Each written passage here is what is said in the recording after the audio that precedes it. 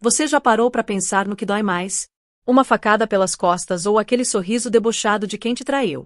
Porque tem gente que não só te apunhala, mas ainda ri da sua cara enquanto faz isso. E essa é exatamente a história que você vai ouvir hoje. Uma história sobre uma mulher grávida, humilhada pelo próprio marido na frente da amante dele. Mas calma, porque o desfecho dessa história vai te deixar de queixo caído. Quando a juíza chamou ela de CEO no tribunal, o mundo inteiro parou para assistir. Fica comigo até o final porque você não vai acreditar na virada que essa mulher deu na própria vida. Sabe aquelas pessoas que você olha e pensa essa pessoa tem algo especial? Clara Campbell era exatamente assim.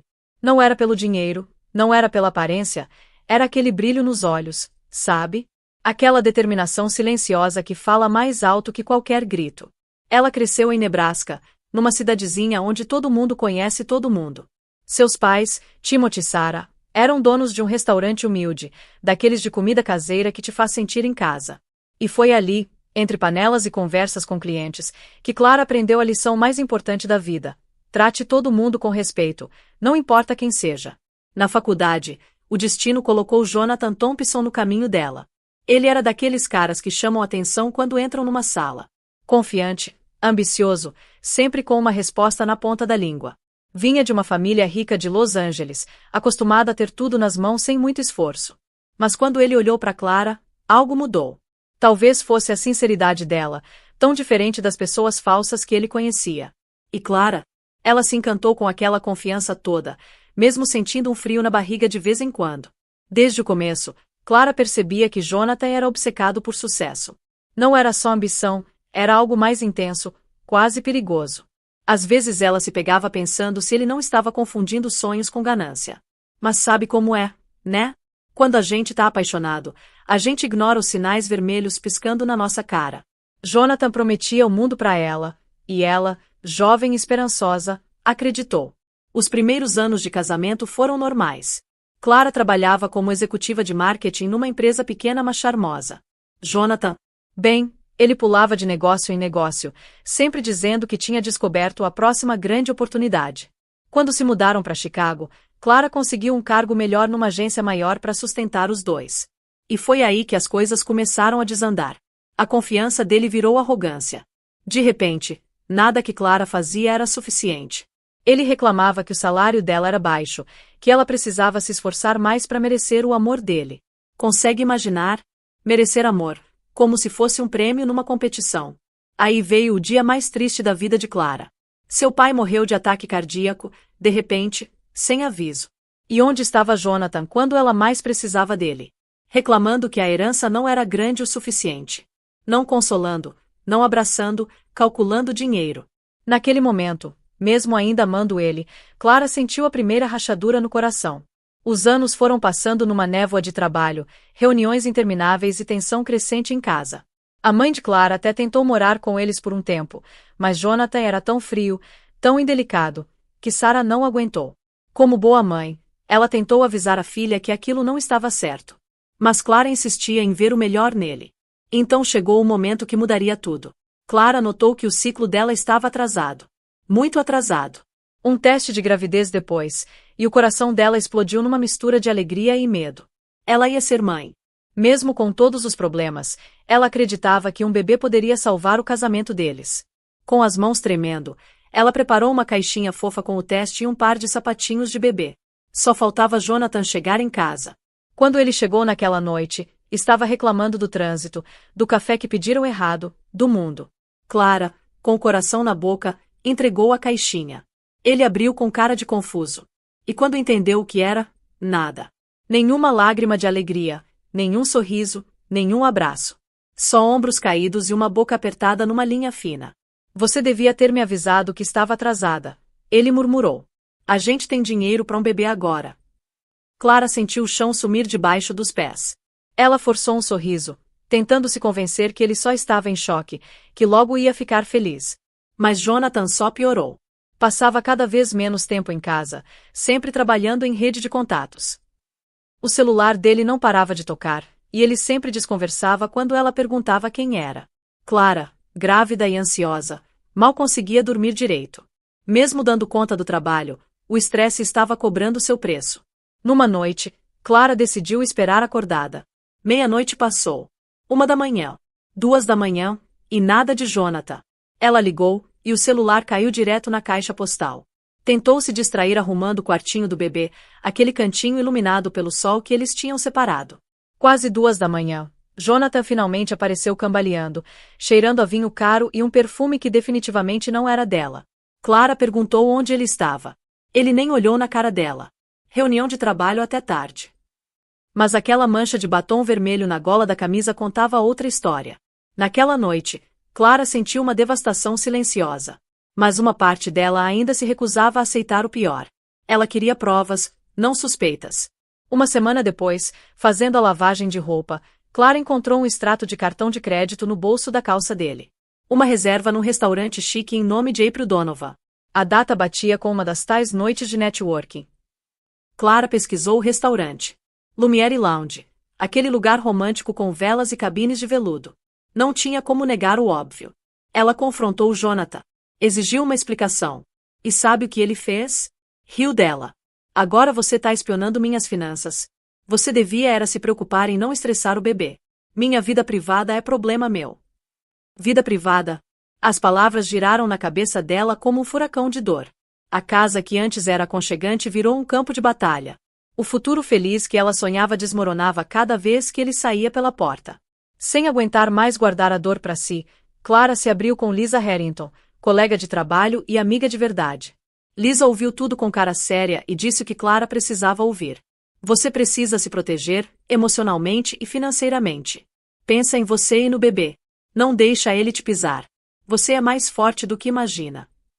Logo Clara descobriu que April Donovan não era qualquer pessoa. Era uma socialite de família rica de Boston, conhecida por gostar de atenção e luxo. Em Jonathan, ela tinha achado alguém que compartilhava a mesma sede por status e ostentação. Clara confrontou ele de novo, dessa vez mais firme. Ameaçou ir embora se ele não terminasse com April. A resposta dele foi puro veneno. Para onde você vai? Você não consegue criar um filho sozinha, e com certeza não consegue manter seu estilo de vida sem mim. A crueldade nos olhos dele cortou mais fundo que qualquer faca. Com a gravidez avançando, Clara tentava focar na saúde. Mas como, né? A obstetra dela, doutora Remy Artfield, estava preocupada com a pressão alta de Clara. Estresse pode causar complicações sérias, Clara. Você precisa de paz. Clara concordou com a cabeça. Mas como achar paz quando seu marido está desfilando com outra? O limite chegou num fim de semana. Jonathan disse que tinha uma reunião urgente com investidores. Clara, com um pressentimento ruim, decidiu seguir ele num táxi. Ele foi direto pro Hotel Four Seasons, onde estava rolando um gala beneficente chique. Clara entrou sorrateiramente e viu os dois num canto aconchegante, totalmente envolvidos na conversa. Aí Jonathan se inclinou e beijou April. O coração de Clara bateu tão forte que ela achou que ia sair pela boca. Ela marchou até eles. Jonathan congelou, mas o que apareceu no rosto dele não foi culpa, foi irritação. April olhou Clara de cima a baixo com um sorrisinho maldoso. Deve ser a esposa. Antes que Clara pudesse falar, Jonathan soltou o veneno. Não faz escândalo, Clara, você tá se humilhando. E aí, com uma crueldade de dar náusea, ele anunciou para algumas pessoas por perto. Ela tá grávida, sim, mas sejamos honestos, o salário dela nem sustenta ela mesma direito, quanto mais uma criança. Ele riu. April riu junto. Clara tremeu de raiva e humilhação, mas se virou e saiu daquele hotel com lágrimas queimando o rosto. Tudo dentro dela gritava que aquilo não era só traição, era um ataque à dignidade dela. Ela não estava lutando só pelo casamento. Estava lutando pelo respeito próprio. Na manhã seguinte, Clara recebeu uma mensagem de um número bloqueado. Sinto muito por como você foi tratada. Ele não vale nada. Você merece coisa melhor. Clara leu de novo, surpresa. Seria April? Alguém próximo a Jonathan? O número desapareceu tão rápido quanto chegou. Mas foi estranhamente reconfortante saber que alguém, em algum lugar, tinha reconhecido a injustiça. Cansada mas curiosa, Clara desabafou com Lisa de novo. Num café pequeno perto do trabalho, Lisa segurou as mãos dela com carinho. Clara, você é brilhante no que faz. Suas apresentações são impecáveis. Você tem todas as habilidades para abrir sua própria empresa. Se quiser, você não precisa da aprovação dele nem do dinheiro dele. Muito menos depois de como ele te trata. Clara tomou um gole de café, pensando. Ela sempre sonhou em ter sua própria agência de marketing. Mas nunca tinha levado a sério, principalmente porque achava que Jonathan não ia apoiar. A ideia de sair da sombra dele e seguir o próprio caminho acendeu uma chama pequena, mas real, dentro dela. Essa chama ganhou força quando o destino interveio. Um antigo professor da faculdade, Dr. Norman Drake, ligou para Clara falando de um amigo que precisava de expertise em marketing para lançar um produto tech. O amigo, Michael Harrington, era fundador da Ascension Apps, uma startup com investidores pesados. Eles queriam uma estratégia de marketing inovadora e estavam dispostos a pagar bem pelo talento certo. Clara viu a oportunidade brilhando. Com o incentivo da Lisa, ela começou discretamente a fazer consultoria para Ascension Apps nas noites e fins de semana. Fazia anotações detalhadas, montava campanhas de marketing, esboçava identidades de marca. Mesmo grávida, ela colocou o coração no projeto, sentindo um propósito renovado. Jonathan continuava alheio a tudo. Ocupado demais desfilando com April de dia, Clara ainda mantinha fachada no trabalho antigo, mas sabia que talvez tivesse que se despedir logo se essa consultoria virasse algo maior. Sem Jonathan saber, cada pagamento da consultoria ia para uma conta bancária separada. Ela estava se preparando para um futuro independente. Um dia, Michael Harrington ligou para Clara pedindo uma reunião urgente. As propostas de campanha que ela tinha criado impressionaram os investidores, e eles queriam ela em tempo integral como diretora de marketing. O pacote de remuneração era substancial, com bônus de assinatura generoso e opções de ações. O coração de Clara disparou, mas ela hesitou. Estava grávida, lidando com o marido infiel, incerta se conseguia equilibrar tantas mudanças de uma vez. Mas Michael foi firme. Clara, suas habilidades são únicas. Seus insights são incomparáveis. Nós precisamos de você. Sentindo uma onda de autoconfiança, Clara aceitou a posição. Era a chance dela de se libertar do controle tóxico de Jonathan. Naquela noite no jantar, ela juntou coragem para contar sobre a nova oferta de emprego, esperando algum apoio. A resposta dele? Desdém puro. Uma startup? Bobagem de tecnologia. Isso é piada. Você é ingênua demais para ver quando estão te usando. A atitude dele só alimentou a determinação de Clara. Ela sorriu educadamente, foi pro quarto, e decidiu finalizar os planos de deixar ele assim que se sentisse segura no novo cargo. E jurou proteger o filho dela da negatividade de Jonathan a todo custo. A tensão na casa dos Thompson escalou dia após dia. Jonathan, alheio à crescente independência de Clara, continuava ostentando o caso. Postava fotos de passeios luxuosos com April nas redes sociais, embora nunca mencionasse quem ela era. Amigos começaram a fazer perguntas constrangedoras para Clara, e ela desviava com respostas cuidadosamente medidas. Ela se recusava a deixar o público ver a dor dela, mas por dentro fervia de raiva. Na Ascension Apps, Clara se jogou no trabalho. As primeiras campanhas de marketing foram um sucesso estrondoso, chamando a atenção de grandes blogs de tecnologia e até da mídia mainstream. Investidores elogiaram a criatividade e liderança dela. Michael Harrington, impressionado com o estilo de gestão dela, começou a insinuar que queria prepará-la para uma posição executiva ainda mais alta. Talvez CEO de uma nova marca derivada. Clara sentiu o chão se movendo sob os pés dela, mas da melhor forma possível. A vida dela estava prestes a mudar de novo, mas dessa vez ela estaria no comando. Enquanto isso, Jonathan não fazia ideia da magnitude das conquistas de Clara. Para ele, ela só estava perdendo tempo numa startup sem futuro. Numa noite, ele chegou em casa de péssimo humor, fedendo a uísque. April aparentemente tinha reclamado que Jonathan não estava cumprindo as promessas de dar uma vida glamourosa para ela. Ele descontou toda a frustração em Clara. Ela estava sentada na mesa da cozinha revisando documentos para o próximo lançamento de produto quando Jonathan invadiu a cozinha. Você tá gastando todo o seu tempo nesse emprego inútil, ele gritou, batendo a porta do armário. Olha essa casa. Nem limpa tá, e você acha que consegue dar conta de um bebê? A paciência de Clara estourou. Ela levantou, encarou ele diretamente e declarou: eu tô fazendo o que preciso fazer por mim e pelo nosso filho.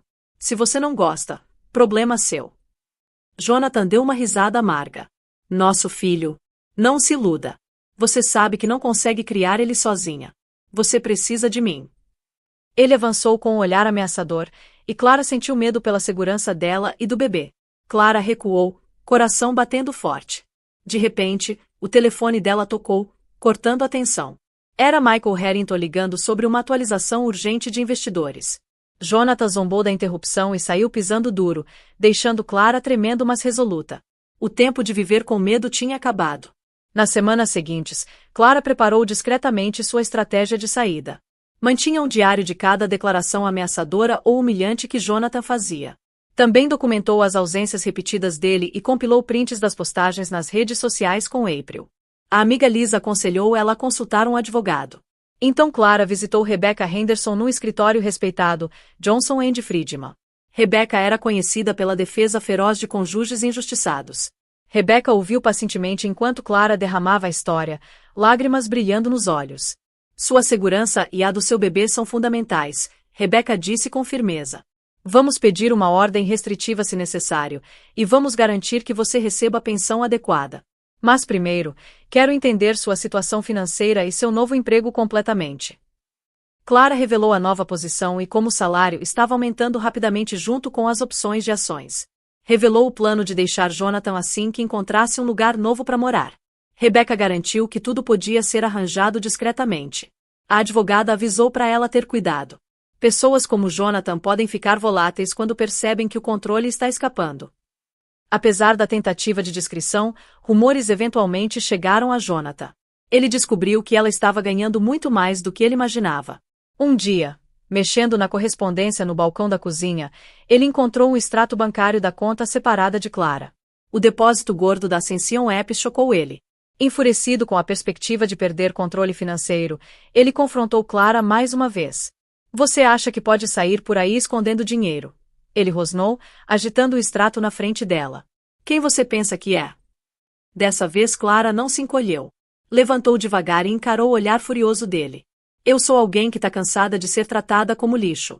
Tô construindo um futuro para mim e pro nosso bebê, com ou sem você. Houve um momento de silêncio atordoado. Clara pôde ver confusão nos olhos de Jonathan, como se ele nunca tivesse imaginado um cenário onde ela pudesse prosperar independentemente. Ele soltou uma risada amarga e saiu pisando duro. Mas para Clara, aquela breve troca foi uma vitória. Ela tinha encontrado a própria voz, e com ela um senso de liberdade. A chuva batia suavemente nas janelas do apartamento de Clara, pintando listras no vidro, como se a própria natureza chorasse com ela. Sentada na mesinha de jantar cercada de papéis, a barriga inchada pressionando suavemente a beirada. Gabriel, ainda sem nome, chutava por dentro, como se lembrasse ela que ele estava ali, uma vida se formando, um futuro chegando. Clara esfregou a barriga instintivamente, soltando um suspiro cansado. As semanas tinham sido longas e pesadas entre ligações de estratégia à tarde da noite para a Ascension Apps e a ansiedade crescente do casamento desmoronando. Ela não tinha tido um momento para respirar, para sentir qualquer coisa além de dever e sobrevivência. Cada passo para frente parecia caminhar na lama. Mas mesmo assim, ela continuava se movendo. Aí veio a ligação. O telefone vibrou baixinho. Michael Harrington, a tela mostrava. Ela hesitou. Não era uma reunião agendada. Algo estava errado. Alô? Ela atendeu, voz cautelosa mas firme. Clara. A voz de Michael veio quente e deliberada. Preciso falar com você pessoalmente, se puder. Em menos de uma hora, ela estava sentada na frente dele na sala de conferências da Ascension, segurando uma garrafa térmica de café sem cafeína enquanto lutava para acalmar as mãos trêmulas. A atmosfera estava diferente. Mais focada, mais intensa. Michael não estava com aquele jeito jovial de sempre. Parecia prestes a soltar uma bomba. Vou ser direto, ele disse, apoiando os cotovelos na mesa. Seu trabalho tem sido excepcional. Os investidores estão mais que impressionados. Decidimos lançar uma subsidiária nova, Ascension Creative, e queremos você para comandar. Clara piscou. Comandar. Ele sorriu. Como CEO. O tempo pareceu congelar. As palavras ficaram suspensas no ar como flocos de neve parados no meio da queda. Clara olhou fixo para ele, a mente lutando para processar. Você quer que eu seja CEO? Ela repetiu devagar, como se estivesse experimentando o título. A voz rachou sob o peso da descrença. Michael acenou com a cabeça. Sim. Você não é só boa no que faz, Clara. Você lidera. Você inspira. Você transformou essa marca em semanas. Imagina o que poderia fazer com autoridade total. Os olhos dela arderam inesperadamente. Ninguém tinha falado com ela assim em anos. Não desde a faculdade, talvez. Não desde antes de Jonathan. Não desde quando ela era simplesmente Clara Campbell, uma mulher cheia de ambição e fé. Mas ela colocou a mão protetora sobre a barriga. Eu tô grávida. Tô prestes a ser mãe solteira. É muita coisa. E se eu não der conta? Michael se inclinou para frente, sinceridade suavizando o tom. Clara, sua gravidez não te torna menos capaz. Se alguma coisa, mostra sua resiliência. Você equilibrou mais sob pressão do que a maioria das pessoas jamais vai. Você não precisa dizer sim agora. O anúncio pode esperar até depois do bebê nascer. Mas eu queria que você soubesse que nós tivemos. Nós acreditamos em você. Ela cobriu a boca com a mão, tomada pela emoção. Sentimentos invadiram numa onda gigante. Descrença, gratidão, medo e algo mais profundo, validação. Por anos, ela foi feita para se sentir pequena, como se os sonhos dela fossem altos demais, inconvenientes demais. E agora alguém estava entregando as chaves de um futuro que ela achava ter perdido. Lágrimas escorreram pelo rosto silenciosamente. Ela não tentou parar. Eu aceito. Ela sussurrou, voz cheia de força tranquila. Eu vou aceitar. Michael sorriu. Então vamos construir algo incrível juntos. Naquela noite, de volta no apartamento, Clara ficou parada na janela, observando as luzes da cidade piscarem à distância. Pela primeira vez em muito tempo, ela não se sentia apenas sobrevivendo. Ela estava se tornando. Jonathan não sabia ainda, mas a mulher que ele achou ter quebrado já estava se levantando. Uma decisão, uma batida de coração por vez. E logo o mundo ia chamá-la de algo novo, CEO. Infelizmente, Jonathan não ia deixar ela escapar tão fácil. Durante o 8º mês de gravidez, Clara voltou em casa uma última vez para pegar as coisas dela. Jonathan estava na sala com um sorrisinho. April estava lá também, sentada no sofá como se fosse dona do lugar. O coração de Clara bateu forte com aquela demonstração descarada de desrespeito. Você acha que pode simplesmente me deixar sem consequências? Jonathan provocou. E eu decidi que vou casar assim que finalizarmos o divórcio. E adivinha? Não vai sobrar muita coisa para você no acordo. O advogado do meu pai é o melhor da cidade. April deu uma risadinha. Clara, se é esse seu nome, não fica chateada. Jonathan me contou que seu filho nem foi planejado. As palavras pingavam sarcasmo e crueldade. As bochechas de Clara queimaram de raiva, mas ela se recusou a responder com o mesmo veneno. Pegou a mala silenciosamente. Antes de sair, ela olhou firme para Jonathan. Espero que você fique feliz com as escolhas que fez. Um dia você vai perceber o que perdeu. Com isso, ela fechou a porta nele e na vida que eles compartilharam. Clara se instalou no apartamento temporário, um contraste marcante mas reconfortante com a casa luxuosa e cheia de tensão que deixou para trás. A cada dia se preparava para o nascimento do filho enquanto equilibrava as responsabilidades do emprego exigente. Lisa visitava regularmente, ajudando a montar móveis de bebê e arrumar a bolsa do hospital. Durante essas visitas, elas compartilhavam histórias dos velhos tempos, deixando a risada substituir a dor. Numa tarde ventosa, ela oficialmente entrou com um pedido de divórcio com a ajuda da Rebecca. A papelada era direta mas emocionalmente pesada. Clara estava pronta para lutar pela custódia do filho e garantir o futuro deles. Rebecca estava otimista dado o emprego estável de Clara, finanças independentes e histórico documentado de maus-tratos de Jonathan. Logo depois, o advogado de Jonathan, um cara esperto chamado Marcos Delgado, entrou com uma contrapetição. Eles contestaram praticamente tudo, desde pensão até arranjos de custódia, pintando Clara como instável e incapaz de lidar com os rigores da maternidade solo. Jonathan queria custódia total, ou pelo menos o suficiente para reduzir obrigações de pensão alimentícia. Clara ficou incrédula com a audácia de tudo aquilo, mas não entrou em pânico. Tinha se preparado minuciosamente, guardando cada pedaço de evidência. A data do tribunal se aproximava. As tensões aumentaram, mas Clara permaneceu focada. Ensaiou as declarações com Rebecca. Se recusou a descer ao nível de mesquinharia de Jonathan. A estratégia dela era simples: apresentar a verdade. A vida, porém, tinha mais uma surpresa guardada. Antes do julgamento, Clara entrou em trabalho de parto inesperadamente com 36 semanas, sozinha no apartamento.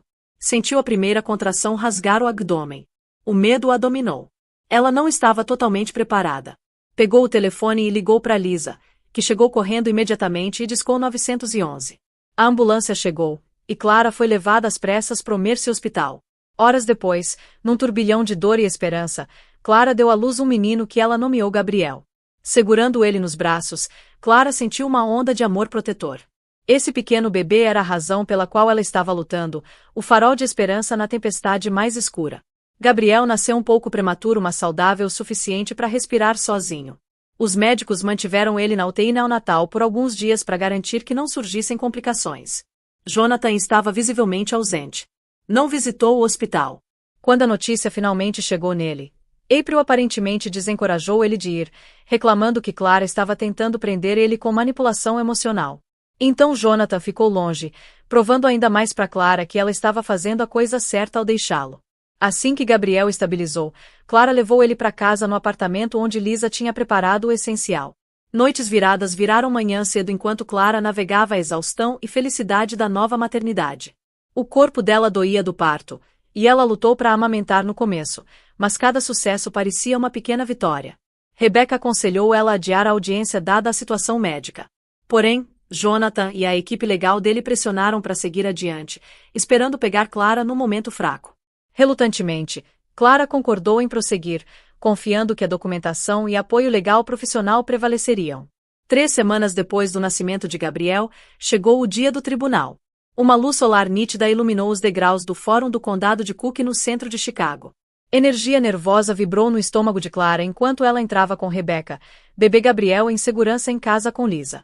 À esquerda dela, avistou Jonathan num terno caro, de braços dados com April, que usava um sorriso presunçoso. Marcos Delgado estava perto deles, examinando documentos e acenando com confiança garantida.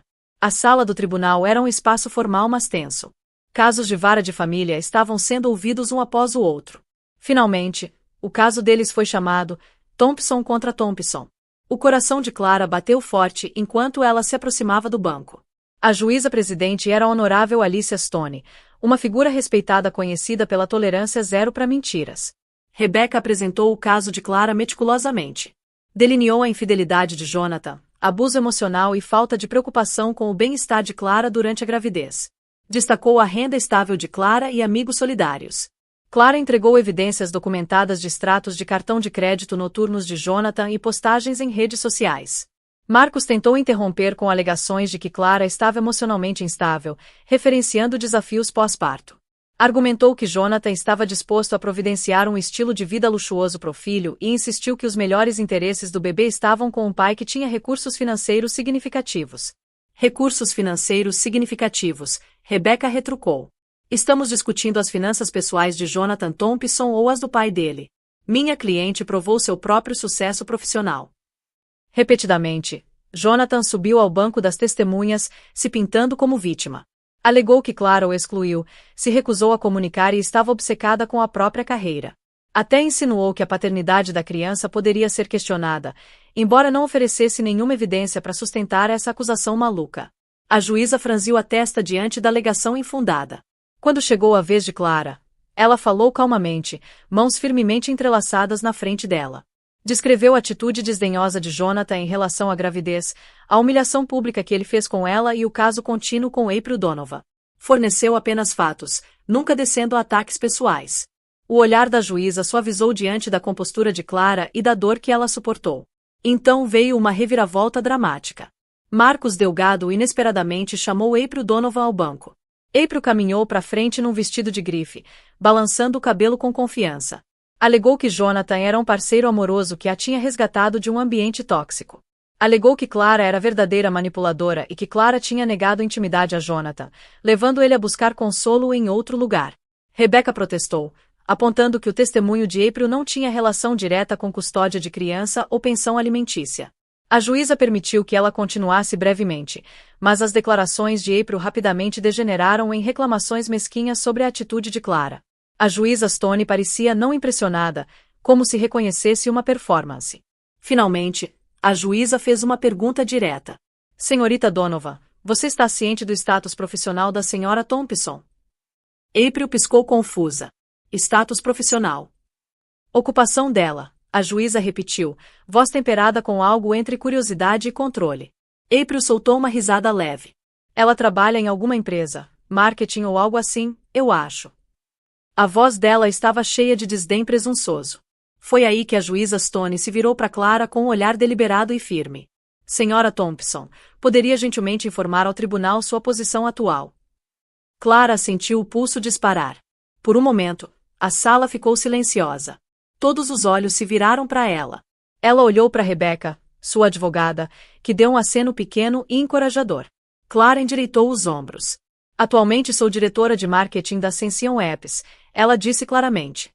E aceitei uma posição como diretora executiva da nova subsidiária deles, Ascension Creative. A documentação está aguardando finalização. Houve uma pausa. Uma pausa de tirar o fôlego. Era como se alguém tivesse cortado o som da sala. Então a reação começou. O rosto de Jonathan congelou em pura descrença. Ele virou a cabeça bruscamente, boca ligeiramente aberta, como se tivesse ouvido errado. April enrijeceu, a confiança pintada derretendo.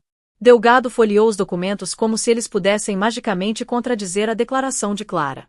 A juíza Stone se inclinou para frente, intrigada. CEO. Ela repetiu com interesse. Você tem documentação para confirmar essa nomeação? Clara acenou, alcançando calmamente a pasta do caso. Sim, meritíssima. Trouxe uma cópia caso fosse relevante. Ela passou a carta assinada pro outro lado do tribunal. As mãos dela não tremeram. Não mais. A juíza folheou os documentos com uma intensidade tranquila. Um sorriso discreto tocou os cantos da boca dela. Não de diversão, mas de reconhecimento. Notável. Senhora Thompson, ela disse por fim. Suas conquistas são impressionantes. Isso não apenas reflete suas capacidades profissionais, mas fala volumes sobre sua habilidade de providenciar um ambiente estável e enriquecedor para o seu filho. A garganta de Clara apertou com emoção, mas ela não deixou transparecer. Isso não era só sobre um título.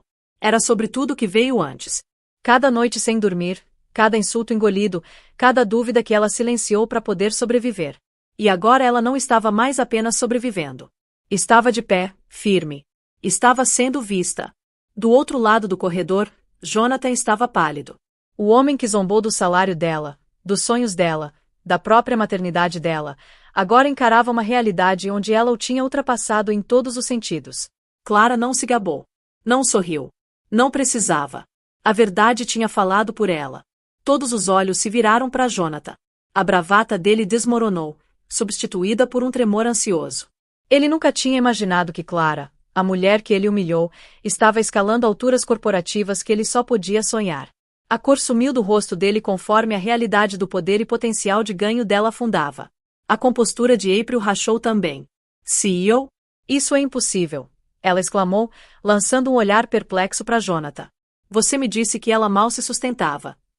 Jonathan sibilou para ela ficar quieta, mas era tarde demais. O tribunal inteiro assistiu às rachaduras na fachada deles crescerem. Rebecca aproveitou o momento. Meritíssima, está claro que o retrato do Sr. Thompson da situação financeira da minha cliente é impreciso. Contrário às alegações deles de que Clara é instável ou desempregada, ela está numa posição de responsabilidade e renda significativas. Isso por si só contradiz a noção de que o Sr. Thompson deveria ter custódia majoritária ou obrigações menores de pensão alimentícia. O silêncio caiu mais uma vez sobre o tribunal, mas dessa vez não era o silêncio de antecipação. Era a quietude do acerto de contas. Clara sentou composta, coração batendo suavemente como um tambor distante. Manteve o olhar para frente, sem ousar olhar para Jonathan. Não precisava. Podia sentir a energia dele se desfazendo, raiva disfarçada de medo, direito desmoronando sob o peso da realidade. A juíza Alicia Stone ajustou os óculos e olhou o arquivo na frente dela mais uma vez. Os olhos dela piscaram para Jonathan, depois para Clara, depois para baixo na pilha de evidências, extratos financeiros, prints de redes sociais, negligência documentada, e agora a carta de confirmação de CEO que tinha mudado toda a dinâmica do tribunal como uma placa tectônica estalando no lugar. Quando a juíza falou, a voz estava medida e calma, mas por trás havia um aço silencioso. O tribunal revisou todos os materiais e testemunhos submetidos. Ela começou. A senhora Thompson demonstrou, tanto através de documentação quanto de relatos de testemunhas, que agiu no melhor interesse do filho desde o momento que soube da gravidez. Clara sentiu a respiração travar. Cada parte dela estava tensa, esperando, torcendo.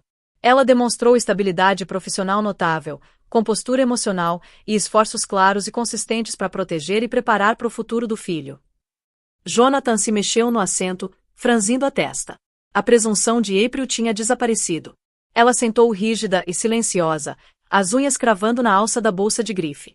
Por outro lado, a juíza Stone continuou, virando os olhos diretamente para Jonathan.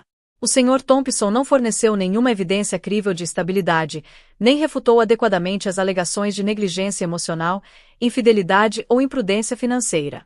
Além disso, a tentativa de questionar a paternidade da criança sem base ou prova demonstra um padrão preocupante de deflexão e irresponsabilidade.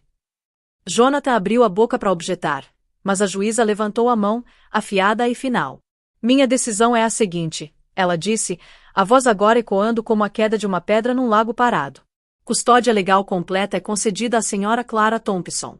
O Sr. Thompson recebe direitos de visitação conforme delineado pelo cronograma do tribunal e é obrigado a contribuir com pensão alimentícia baseada numa avaliação financeira revisada, incluindo metade de todas as despesas médicas e educacionais.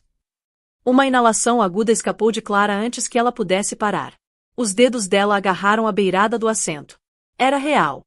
Então veio o golpe final. Não de Clara, mas do banco. A juíza Stone se virou para Jonathan, o olhar inflexível. Aconselho você, Sr. Thompson, a refletir sobre o papel que desempenha na vida do seu filho. Não em termos do que você acredita que lhe é devido, mas do que você é responsável.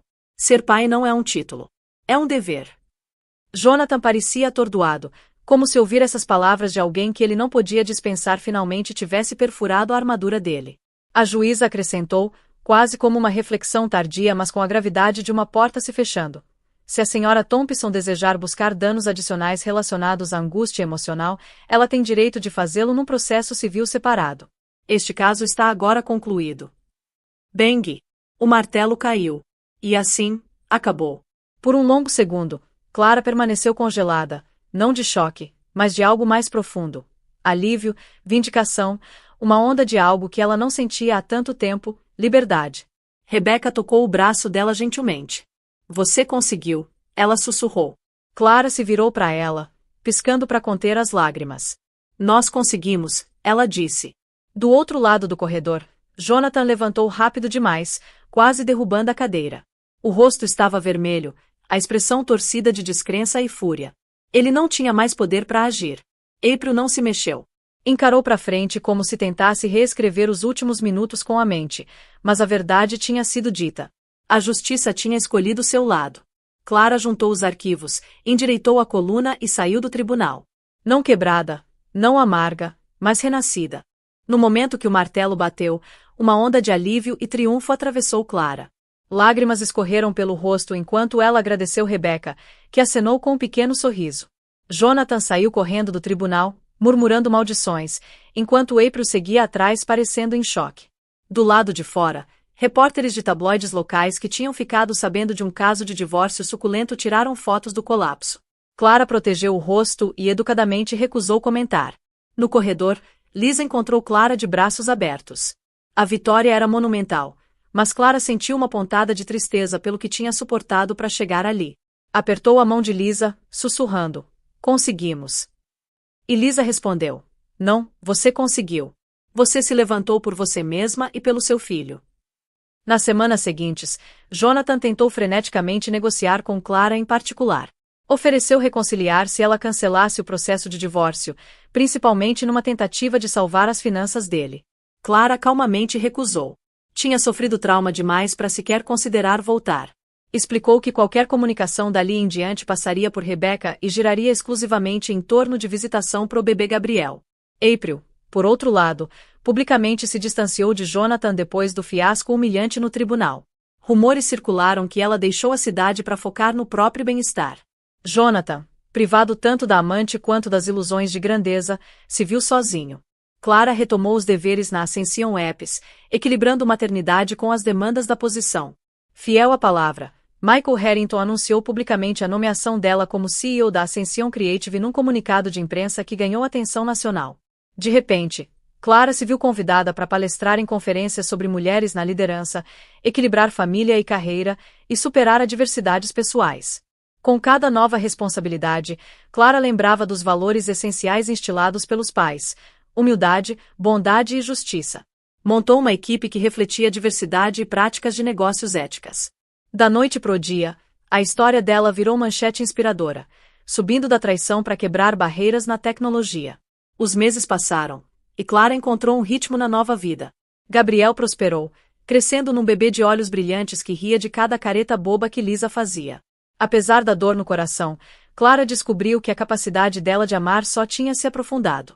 Ela discretamente começou a namorar um executivo que conheceu numa conferência de marketing, David Chan, um homem pé no chão que a tratava com respeito genuíno. Embora cautelosa, Clara se permitiu ter esperança de que um relacionamento saudável ainda era possível. Jonathan, enquanto isso, entrou numa espiral. Os pagamentos de pensão alimentícia e os empreendimentos comerciais fracassados forçaram ele a reduzir o estilo de vida. Perdeu o apartamento chique e teve que se mudar para um aluguel modesto. O jornal ocasional mencionava explosões dele bêbado ou dívidas não pagas. Clara não sentiu prazer na queda dele, apenas uma sensação de paz em saber que estava livre de tudo aquilo. Numa noite tarde, Clara estava ninando Gabriel para dormir quando o telefone vibrou. Era Jonathan. No momento de hesitação, ela quase ignorou. Algo a compeliu a atender. A voz do outro lado soava vazia, distante. Clara, me desculpa, ele disse, palavras arrastadas. Cometi erros. Perdi tudo. April foi embora. Meus investidores desistiram. Eu só preciso ver meu filho. Clara fechou os olhos, engolindo uma onda de pena. Jonathan, se você quer ver o Gabriel, podemos arranjar algo oficial pelas diretrizes do tribunal. Espero que você consiga a ajuda que precisa. O tom calmo dela o deixou inquieto. Clara, por favor, não desliga. Ela gentilmente encerrou a ligação. Não ia voltar para aquele lugar escuro. Tinha seguido em frente, e Gabriel era a prioridade dela. Alguns domingos depois, Clara organizou uma pequena cerimônia de batismo pro Gabriel na igreja local. Um evento simples e alegre. Cercada de amigos próximos.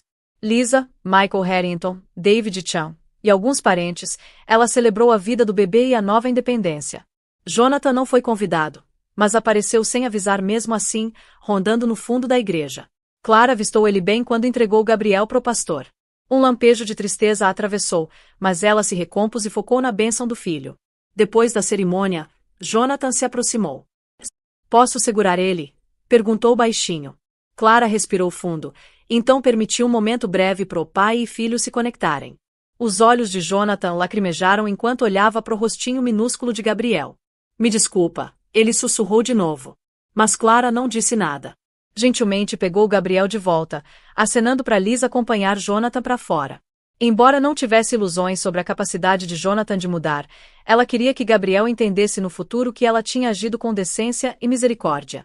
O divórcio legal em si foi uma formalidade depois da decisão de custódia. Quando os papéis foram assinados, Clara sentiu mais alívio que tristeza.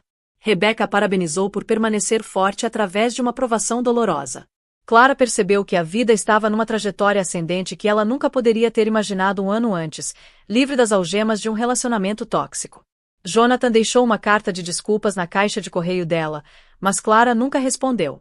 Dobrou cuidadosamente, guardou numa gaveta, incerta se algum dia abriria esse capítulo de novo.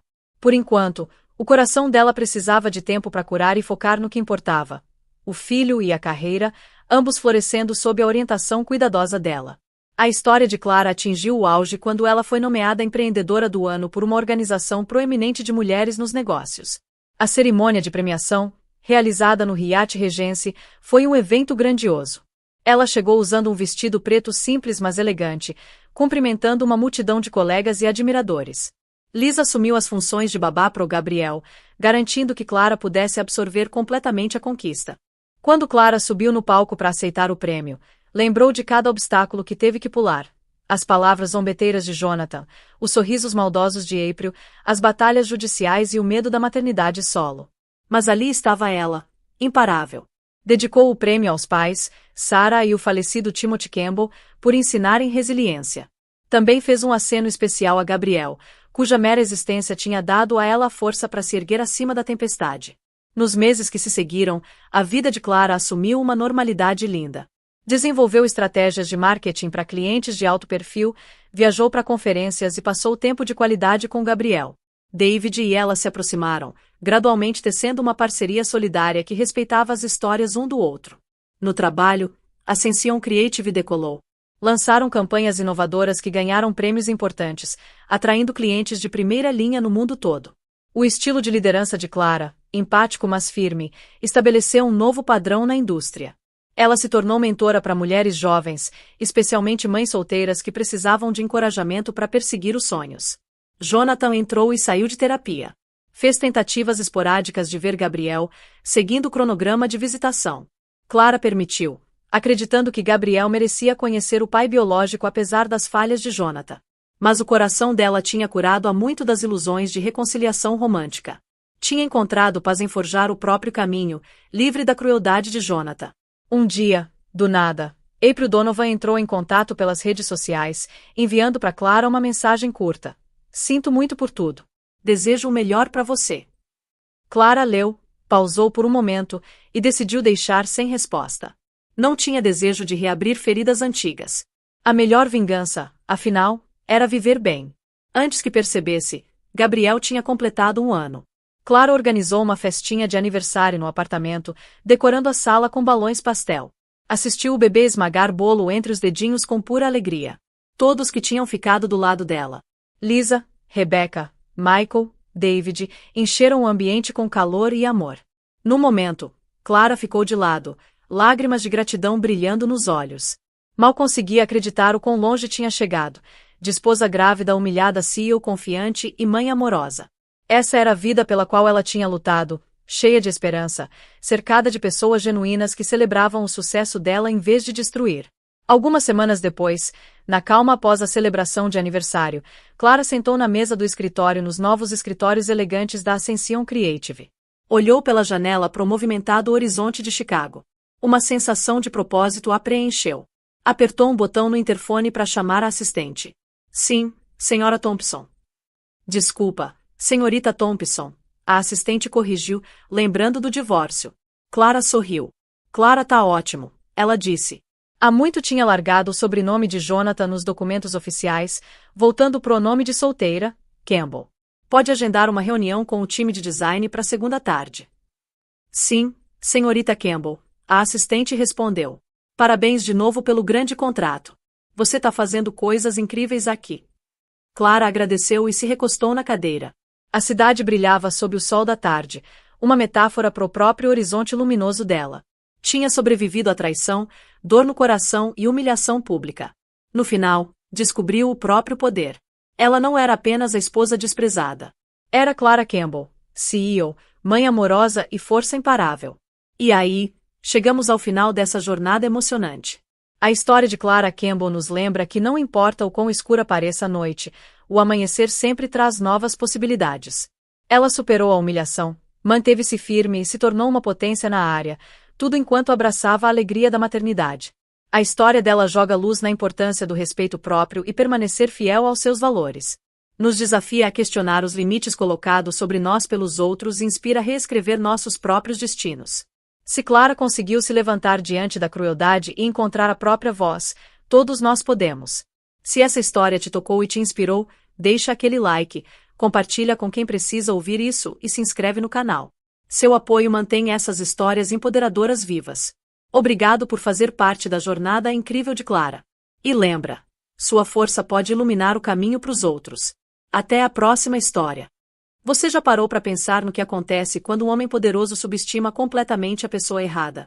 Tipo assim, um cara que acha que manda em tudo, que tem milhões no banco, que vive naquele mundo de penthouse e helicóptero particular. Aí ele comete o erro mais idiota da vida dele. Expulsa a esposa grávida de casa, debaixo de chuva, achando que ela é um ninguém. Só que ele não fazia ideia de quem era o pai dela. E olha, quando eu digo que esse pai fez um telefonema que destruiu o império do cara, não tô exagerando nem um pouquinho. Foi literalmente um único telefonema. E o resto? Bom, o resto você vai descobrir agora. Essa é a história real de como a arrogância de um milionário virou pó em questão de horas. E tudo começou numa noite chuvosa em Nova York. Deixa eu te levar para dentro dessa história. Imagina a cena. Um apartamento de cobertura com vista pro Central Park. Aquele tipo de lugar que você vê em filme e pensa, cara, isso nem parece real. Para janelas enormes de vidro, a cidade inteira brilhando lá embaixo tipo um tapete de estrelas caídas. É o tipo de vista que custa mais do que a maioria das pessoas ganha a vida toda. E ali, naquele cenário de conto de fadas, morava a Ana. Ana não tinha nascido nessa vida de luxo insano. Ela era uma garota simples, sabe? Estudou história da arte, adorava pintar, tinha aquele estilo meio artístico, meio boêmio. O tipo de pessoa que prefere uma galeria de arte índia a uma festa de gente metida. Mas aí ela conheceu Justin Croft numa exposição, e o cara literalmente varreu ela do chão. Justin era o que o povo chama de self-made man, aquele cara que veio de baixo e conquistou tudo sozinho. Filho de um trabalhador portuário do Queens que virou o queridinho do mundo da tecnologia.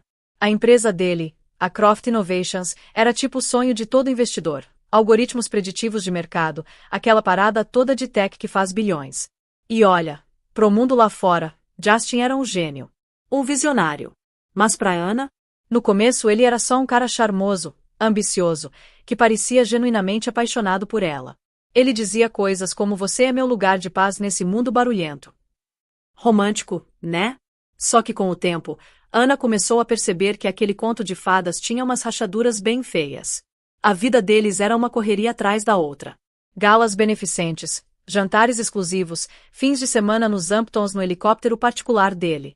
Justin adorava exibir Ana. Tipo troféu mesmo, sabe? Essa é minha Ana, ele falava, com a mão sempre possessiva nas costas dela. Mas aqui entre nós, a gaiola, por mais dourada que seja, continua sendo gaiola. E Justin? Ele controlava tudo. E quando eu digo tudo, é tudo. Escolhia as roupas dela, mudando aquele estilo artístico dela para marcas de grife caras que combinavam melhor com a marca dele. Tipo, marca. Ele via a própria vida como uma marca. Os amigos dela da faculdade. Esses ele foi cortando aos pouquinhos, dizendo que eram sem ambição, que não tinham visão de futuro. Devagarzinho, o mundo dela foi encolhendo até sobrar só ele. E ela, coitada, achava que aquele controle todo era cuidado, que a possessividade dele era paixão. Grande engano. Agora vem a parte que muda tudo. Naquela noite específica, tinha um evento mega importante. A gala anual da Croft Innovations. Justin ia receber um prêmio, o troféu Titã da Tecnologia. E aquilo era tudo pra ele. Era tipo o carimbo de aprovação da elite do dinheiro velho, aquele pessoal que ele morria de vontade de impressionar. Ana tinha planejado tudo perfeitamente. Ela tinha um segredo que guardava há 6 semanas. Ela estava grávida. E o plano dela era lindo, sabe? Depois do discurso dele, quando estivessem sozinhos, curtindo a vitória, ela ia abrir uma caixinha de veludo com sapatinhos de bebê feitos à mão. Ela imaginava os olhos dele brilhando com aquela alegria de quem vai ser pai. Era o momento perfeito. Ou pelo menos era o que ela achava. Justin apareceu do closet impecável, de smoking Tom Ford sob medida. Cabelo perfeitamente arrumado, mandíbula marcada, aqueles olhos com aquele brilho meio predador de quem sempre consegue o que quer. Ele olhou para ela com aquela avaliação fria, não como marido, mas tipo um diretor analisando a atriz principal dele. Tá pronta, querida? Ele perguntou. Mas não era pergunta de verdade, sacou? Era mais uma checagem. O carro tá esperando. Lembra? Hoje vai ter câmera para todo lado. Sorri. Me olha com admiração. E deixa eu falar. A gente precisa passar poder e união, especialmente com a nova rodada de investimento chegando. Percebe como ele disse a gente? Não era sobre o casal. Era sobre a marca. Sobre o negócio. Ana engoliu aquele incômodo e escondeu a caixinha com os sapatinhos na bolsinha dela. Mas tinha algo estranho no ar. Nos últimos tempos, Justin estava diferente. Mais distante, mais frio. Ele passava horas trancado no escritório, falando baixo no telefone. Chegava tarde em casa cheirando a um perfume que não era o dela. Quando ela perguntava, ele simplesmente dispensava. Networking, querida, é um negócio sujo. Ela tentava se convencer de que era só estresse por causa da gala, da empresa. Mas lá no fundo, ela sentia que tinha algo muito errado. Um bebê vai mudar tudo, ela pensava. Vai fazer ele lembrar do que realmente importa. Vai transformar essa casa em um lar de verdade. Tinha que dar certo, né? Tinha que.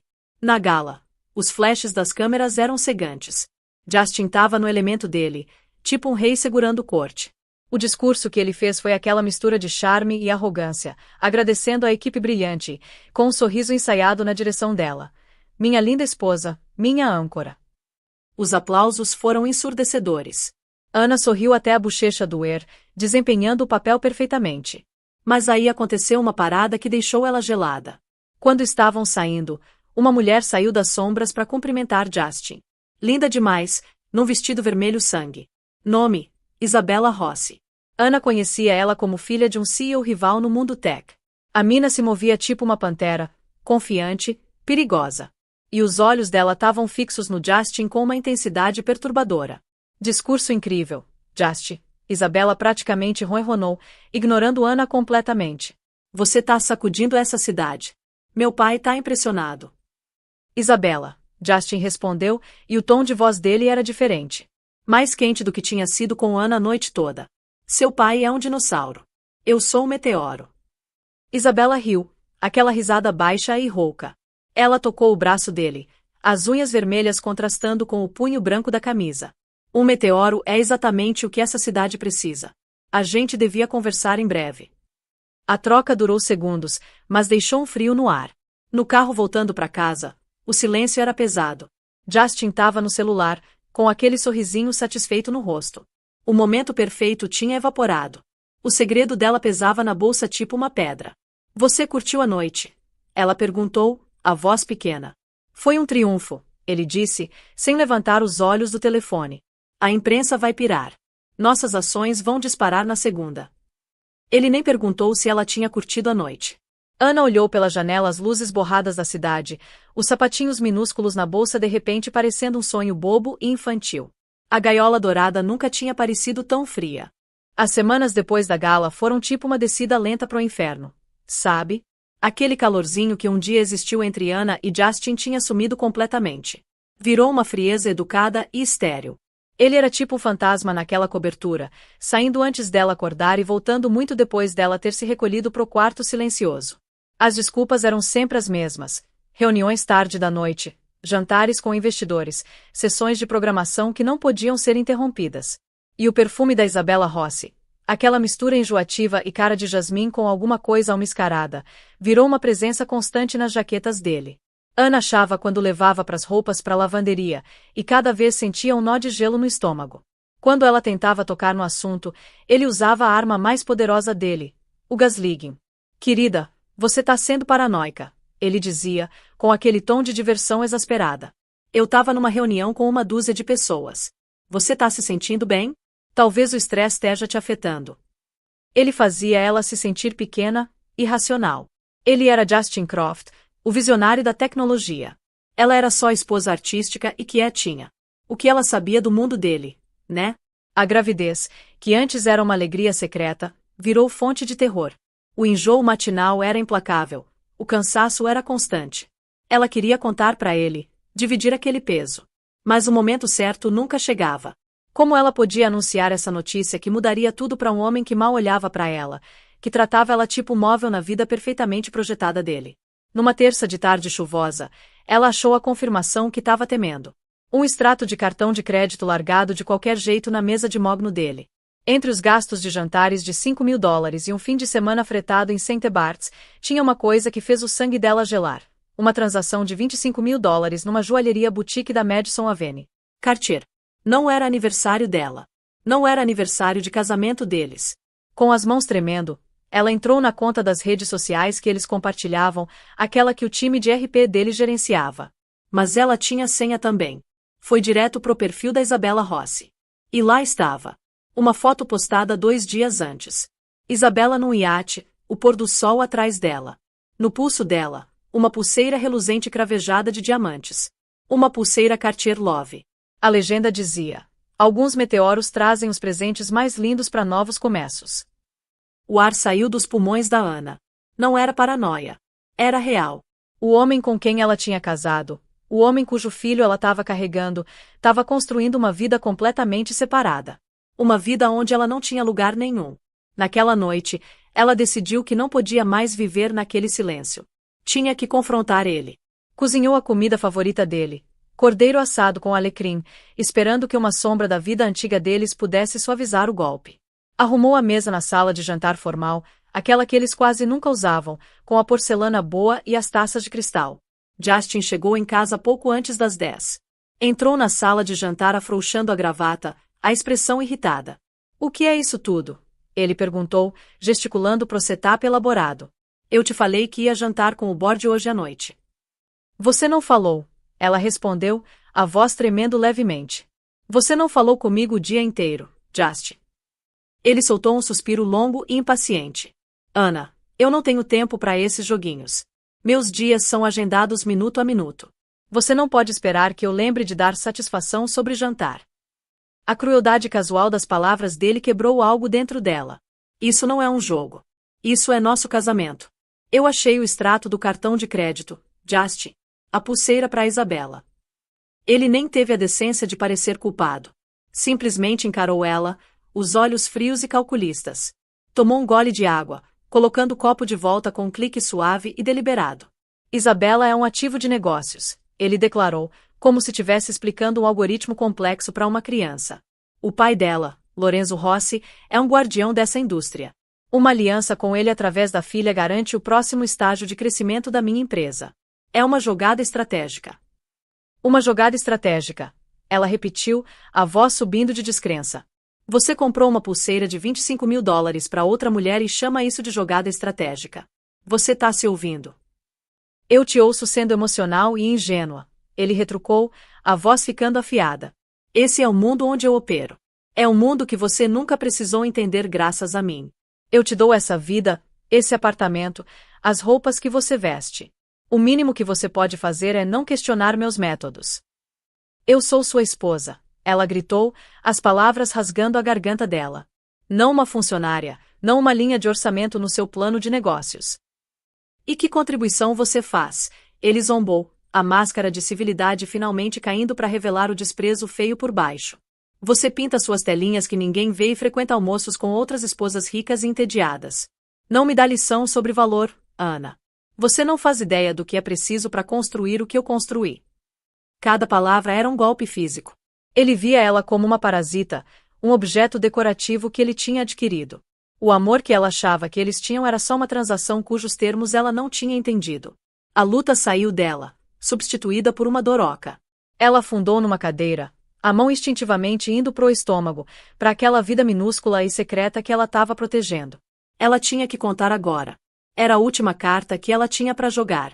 Talvez, só talvez, a realidade de se tornar pai chocasse ele de volta pro homem que ela achava que tinha casado. Justin, ela começou, a voz mal passando de um sussurro. Tem outra coisa. Algo que você precisa saber. Não consigo imaginar o que, ele disse, virando para sair da sala. Eu tenho um voo cedinho para Zurique amanhã. Com a Isabela. Vamos encontrar banqueiros suíços. Eu tô grávida, ela disse. As palavras caíram no espaço vasto e frio entre eles. Ele parou. Ficou perfeitamente imóvel, de costas para ela. Ela prendeu a respiração, rezando. Viu os ombros dele tensionarem. Aí ele virou devagar. Mas a expressão no rosto dele não era choque, nem alegria, nem preocupação. Era fúria pura e cristalina. Peraí. Respira fundo comigo aqui porque o que vem agora é de partir o coração. O silêncio naquela sala era absoluto. Só dava para ouvir a chuva começando a bater nas janelas panorâmicas. O rosto do Justin, aquela máscara de fúria fria, era aterrorizante. O amor que um dia ela viu nos olhos dele tinha sido substituído por algo calculista e transacional, tipo se ele tivesse analisando uma proposta hostil de aquisição. Grávida. Ele repetiu a palavra pingando veneno. Ele caminhou devagar de volta para a mesa, os movimentos deliberados e predatórios. Você tá me falando isso agora? Eu tava esperando o momento certo, Ana gaguejou, encolhendo na cadeira. O momento certo. Ele soltou uma risada curta e brutal. Você quer dizer o momento mais manipulador? No instante que você me sente escorregando, você usa o truque mais velho do livro. Um bebê. Uma coleira. Uma âncora patética e desesperada para manter seu ticket de refeição de ir embora. Lágrimas encheram os olhos da Ana. Não, Justin, não é assim. Esse é nosso bebê. Eu achei que você ficaria feliz. Feliz. Ele se inclinou para frente, colocando as mãos espalmadas na mesa de mogno polida, a voz caindo para um sussurro ameaçador. Deixa eu ser perfeitamente claro, Ana. Um bebê não se encaixa no meu plano de 5 anos. Não se encaixa na marca que a gente está construindo. Um bebê é uma complicação, uma distração que eu não preciso nem quero. As palavras dele eram tipo cacos de gelo no coração dela. Isso não era só uma rejeição. Era uma erradicação total. Ele estava apagando o futuro deles, o filho deles, como se fosse uma linha de código mal escrita. Como? Como você pode falar isso? Ela soluçou, a mão protegendo o abdômen. Justin se endireitou, os olhos varrendo ela com total desdém. Um novo pensamento horrível pareceu surgir nele, um sorriso cruel torcendo os lábios. Na verdade, ele disse devagar, o timing é um pouco conveniente demais, não é? Minha distância, como você chama, já vem acontecendo há meses. Como eu posso ter certeza que é meu? A acusação ficou suspensa no ar, tão nojenta, tão monstruosa que Ana sentiu o mundo inclinar no eixo. Ela encarou ele, sem palavras. O homem que ela tinha amado, o homem com quem tinha construído uma vida, estava acusando ela de infidelidade para negar o próprio filho. Era traição definitiva, uma faca torcida numa ferida que ele mesmo tinha criado. Cai fora, ele disse, a voz plana e vazia de toda emoção. O quê? Ela sussurrou, incapaz de processar as palavras. Você me ouviu. Cai fora. Faz uma mala. Eu quero você fora daqui. Agora. Justin, não. Tá chovendo horrores. Eu não tenho pra onde ir, tô grávida do seu filho. Ela implorou, levantando com as pernas tremendo. Isso não é mais problema meu, ele disse, virando as costas e pegando o celular. Começou a digitar na tela. O porteiro vai ter instruções para não te deixar voltar. As fechaduras vão ser trocadas de manhã. Os fundos da nossa conta conjunta vão ser congelados. Você não é mais Anna Croft. Você é um problema que eu tô resolvendo. Ele estava desmontando a vida dela com alguns toques numa tela. O pânico rugiu, um medo primitivo tomando conta dela. Ela correu pro quarto, abrindo gavetas, a mente um borrão caótico. O que levar? Passaporte, alguns itens sentimentais. A vida toda dela naquele apartamento parecia alienígena, como se pertencesse a outra pessoa. Agarrou uma mochila pequena e jogou umas roupas dentro, as mãos tremendo tão violentamente que ela mal conseguia fechar o zíper. Viu a caixinha de veludo com os sapatinhos de bebê na mesinha de cabeceira. Com uma nova onda de lágrimas, enfiou lá no fundo da bolsa. Quando saiu, Justin estava parado na porta, segurando ela aberta, com uma expressão de profunda impaciência. No elevador, um segurança carrancudo do destacamento pessoal dele, um cara chamado Marcos, estava esperando. Ele não encontrou os olhos dela. Justin, por favor, ela implorou uma última vez, a voz quebrando. Não faz isso. Ele não respondeu. Simplesmente gesticulou para ela sair, a expressão implacável como um penhasco de granito. Quando ela passou por ele, ele falou uma última sentença cortante. Você devia ter conhecido seu lugar, Ana. Você era um acessório bonito. Nada mais. As portas do elevador deslizaram fechando, selando ela da vida que conhecia. Marcos escoltou ela até o lobby num silêncio sufocante. O porteiro, que normalmente cumprimentava ela com um sorriso caloroso, agora olhava para o chão, a imagem da neutralidade profissional. Ele entregou para ela um único guarda-chuva preto simples, um último gesto insultuoso de rompimento. As portas de vidro pesadas se abriram, e uma rajada de vento e chuva bateu nela com força física. As luzes da cidade, que um dia eram símbolo da vida de conto de fadas dela, agora eram uma aquarela borrada e zombeteira. Ela ficou parada na calçada da Park Avenue, grávida, abandonada, com uma mochila pequena e um guarda-chuva barato como suas únicas posses. O som de um carro parando no meio-fio chamou a atenção dela. Era a limusine do Justin, mas não era para ela. A porta de trás abriu, e Isabela Rossi saiu, protegida pelo guarda-chuva muito maior do porteiro. Ela lançou para Ana um sorriso breve e triunfante antes de desaparecer no prédio, na vida que um dia foi dela. Ana ficou lá parada, congelada, enquanto a chuva encharcava os sapatos finos dela. Não tinha dinheiro, não tinha telefone. Justin tinha insistido num plano compartilhado linkado na conta dele, que com certeza já estava desconectado, e ninguém para ligar. Os amigos dela tinham sido sistematicamente afastados da vida dela por ele. Ela estava absoluta e aterrorizantemente sozinha. Começou a andar sem destino em mente, só uma necessidade desesperada de se afastar daquela torre reluzente onde a vida dela tinha acabado de ser destruída. A chuva se misturava com as lágrimas, o corpo sacudindo de soluços. No coração de uma das cidades mais ricas do mundo, ela estava desamparada. Invisível. Um fantasma assombrando as ruas que um dia chamou de lar. Saca só como a vida dá voltas. A cidade era um labirinto hostil. A chuva implacável grudava o vestido de seda verde esmeralda da Ana na pele. O tecido fino agora era uma mortalha fria e pesada. Os olhares curiosos, piedosos ou simplesmente indiferentes de estranhos embaixo de marquises e dentro de táxis pareciam agulhas minúsculas contra os nervos expostos dela.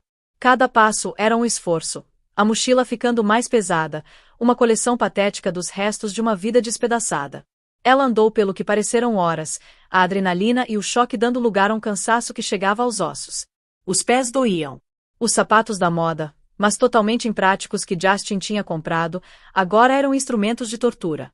Ela se viu numa parte menos glamourosa da cidade. As fachadas de vidro imponentes de Midtown deram lugar aos tijolos e brownstones de um bairro mais silencioso. Finalmente afundou num banco molhado de um pequeno parque deserto, se encolhendo sob a proteção miserável de um carvalho grande. A realidade da situação dela bateu com o peso de um golpe físico. Ela estava grávida. Não tinha dinheiro, não tinha casa. O homem com quem ela jurou amar, honrar e estimar não só tinha jogado ela fora, como também tinha marcado ela de mentirosa e o filho dela de legítimo. Uma onda de náusea, afiada e ácida, passou por ela. O enjoo matinal familiar, agora amplificado pelo estresse e desespero. Para quem ela podia recorrer? As amigas da faculdade? Ela não falava com elas há mais de um ano. O que diria? Oi, lembra de mim? Meu marido milionário acabou de me expulsar e eu preciso de um lugar para dormir. A vergonha era paralisante. Aí uma memória surgiu, fraca e distante. Uma lembrança de uma vida diferente. Uma vida mais quieta, antes do brilho e glamour do Justin Croft. Uma vida numa casa grande e cheia de livros no interior tranquilo de Connecticut. Uma vida com um pai que falava pouco, mas via tudo. Arthur Kensington. Anna sempre manteve a vida familiar intensamente privada. O pai dela não era um homem chamativo. Não aparecia em capas de revista nem dava entrevistas bombásticas. Ele era dinheiro velho. Tão velho e tão profundamente enraizado que tinha se tornado invisível pro mundo barulhento dos novos titãs do dinheiro tipo Justin. Arthur comandava o Kensington Group, um conglomerado global privado de logística e materiais. Justin, na arrogância dele, tinha ouvido o nome e dispensado. Logística. Parada de velho. Chato. O futuro tá nos dados. Ele tinha zombado uma vez depois de um jantar formal breve com o pai dela. Justin tinha visto um senhor mais velho, quieto, de tweed, e tinha subestimado ele de forma grosseira e fatal. Anna e o pai eram próximos, mas ele nunca tinha provado o Justin. Tinha sido educado, impecavelmente educado, mas ela tinha visto a reserva nos olhos dele. Um homem que constrói coisas para durar não precisa gritar sobre isso, Mia. Ele tinha dito uma vez, o jeito gentil dele de avisar. No estado cego de amor dela, ela tinha descartado como cautela geracional. Ela nunca tinha pedido nada pro pai. Queria fazer a própria vida, não ser definida pelo nome Kensington. Mas agora ela não tinha nada. Engolindo o orgulho, que parecia engolir vidro quebrado, ela sabia que ele era a única esperança. Vasculhou a bolsa, a mão ainda tremendo. Justin tinha cortado o telefone dela, mas o orelhão pequeno e surrado na esquina do parque parecia uma relíquia de outra era. Um milagre. Ela não tinha moedas. Um soluço de frustração escapou dos lábios dela. Senhora, você tá bem? Uma jovem, estudante pela aparência, com um rosto gentil e um moletom grande da NY, estava segurando um copo de papel fumegante. Você parece que tá tendo uma noite muito ruim. Isso aqui é chá quente. Anna olhou para cima, o rosto manchado de chuva e lágrimas. O simples ato de bondade de uma estranha era tão avassalador que ela mal conseguia falar. Obrigada, ela engasgou. Eu preciso fazer uma ligação. É uma emergência. Não tenho troco. A estudante não hesitou. Enfiou a mão no bolso e produziu um punhado de moedas. Toma, pega todas. Espero que as coisas melhorem. Ela deu um sorrisinho encorajador e saiu apressada. Com os dedos tremendo, Anna colocou as moedas e discou o número que sabia de cor. O número do escritório particular do pai, uma linha que passava por cima de secretárias e assistentes. Uma linha que ele sempre atendia. Tocou 2 vezes. Arthur Kensington. A voz era exatamente como ela lembrava. Calma, firme. Uma rocha na tempestade da vida dela. Pai. A palavra saiu como um sussurro quebrado e desesperado. A mudança na voz dele foi imediata. O empresário calmo sumiu, substituído instantaneamente por um pai que ouviu o terror na voz da filha. Mia, o que foi? Onde você tá? Tô na cidade. Ela soluçou, a história saindo num turbilhão de palavras incoerentes e cheias de dor. Jas, a Gala, tem outra mulher. Ele me expulsou. Pai, tô grávida. Ele disse que não é dele. Me jogou fora na chuva. Ela não precisou dizer mais. Teve um momento de silêncio profundo e pesado do outro lado da linha. Não era um silêncio de choque ou confusão. Era o silêncio de uma máquina gigantesca ligando, de uma pressão imensa se acumulando atrás de uma barragem. Quando ele falou de novo, a voz era terrivelmente calma, mas tinha um núcleo de aço que ela não ouvia desde quando a mãe dela faleceu. Mia, me escuta com muita atenção. Para de falar. Só respira. Preciso que você me diga exatamente onde está. Uma esquina, um ponto de referência, qualquer coisa. Ela olhou ao redor, a visão turva. Tô num parquinho pequeno. Acho que a placa diz Battle Street, no West Village. Battle Street. Ótimo. Não sai desse lugar. Entendeu? Não fala com ninguém. Não vai pra lugar nenhum. Um carro vai estar aí em 15 minutos. O nome do motorista é Charles. Você conhece ele desde pequena. Ele vai te levar pra residência da cidade. Eu tô saindo agora. Vou te encontrar lá. Pai. Ela começou. A gente conversa quando eu te ver, Mia. Ele disse, a voz firme mas gentil. Agora, você é minha única prioridade. A ajuda tá a caminho. Só aguenta firme. A linha ficou muda.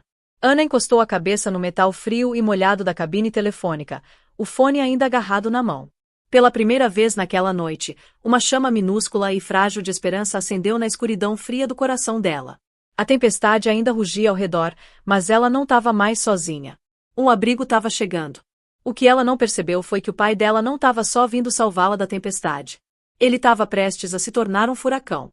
Olha só o que aconteceu depois. O trajeto de Greenwich, Connecticut até Manhattan normalmente levava 1 hora pro Arthur Kensington.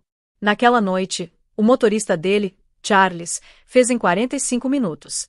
Arthur sentou no banco de trás do Maybach discreto mas fortemente blindado, sem falar, sem olhar pro borrão de luzes lá fora. Ele estava olhando uma única foto no celular. Uma imagem da Ana pequenininha, uns 5 anos, rindo enquanto sentava nos ombros dele. Arthur Kensington era um homem que se movia pelo mundo tipo um fantasma. O poder dele não estava nos prédios que levavam o nome dele, porque não existiam. Estava na infraestrutura invisível que segurava o mundo moderno de pé. A empresa dele, o Kensington Group, não criava apps chamativos. Ela era dona das minas que produziam os metais raros para os smartphones. Não construía carros elétricos. Controlava as rotas de navegação globais que transportavam as baterias de íon de lítio. Não financiava as startups de tecnologia. Segurava a dívida dos bancos internacionais que faziam isso. Ele era a fundação, a base sobre a qual homens tipo Justin Croft construíam suas torres frágeis e reluzentes.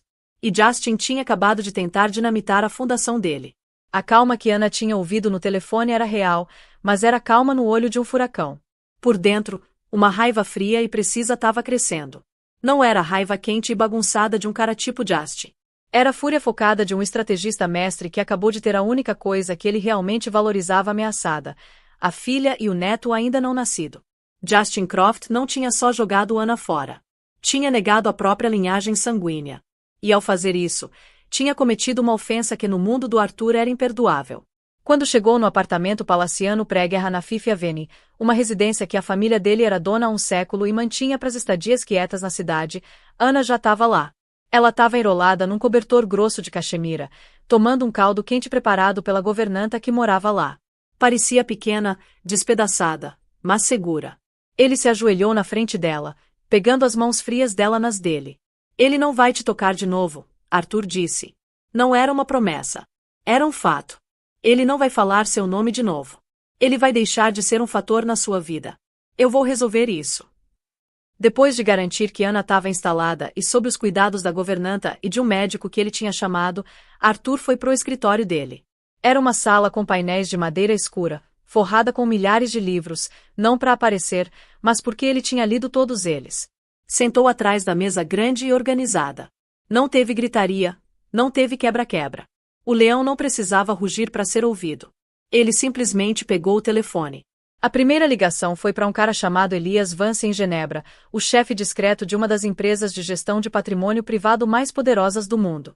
Elias, Arthur disse, a voz calma. É Arthur Kensington. Arthur, é meio da noite aqui, mas para você tô sempre acordado. O que posso fazer? Ana e o pai eram próximos, mas ele nunca tinha provado o Justin. Tinha sido educado, impecavelmente educado, mas ela tinha visto a reserva nos olhos dele. Um homem que constrói coisas para durar não precisa gritar sobre isso, Mia. Ele tinha dito uma vez, o jeito gentil dele de avisar. No estado cego de amor dela, Ela tinha descartado como cautela geracional. Ela nunca tinha pedido nada pro pai. Queria fazer a própria vida, não ser definida pelo nome Kensington. Mas agora ela não tinha nada. Engolindo o orgulho, que parecia engolir vidro quebrado, ela sabia que ele era a única esperança. Vasculhou a bolsa, a mão ainda tremendo. Justin tinha cortado o telefone dela, mas o orelhão pequeno e surrado na esquina do parque parecia uma relíquia de outra era. Um milagre. Ela não tinha moedas. Um soluço de frustração escapou dos lábios dela.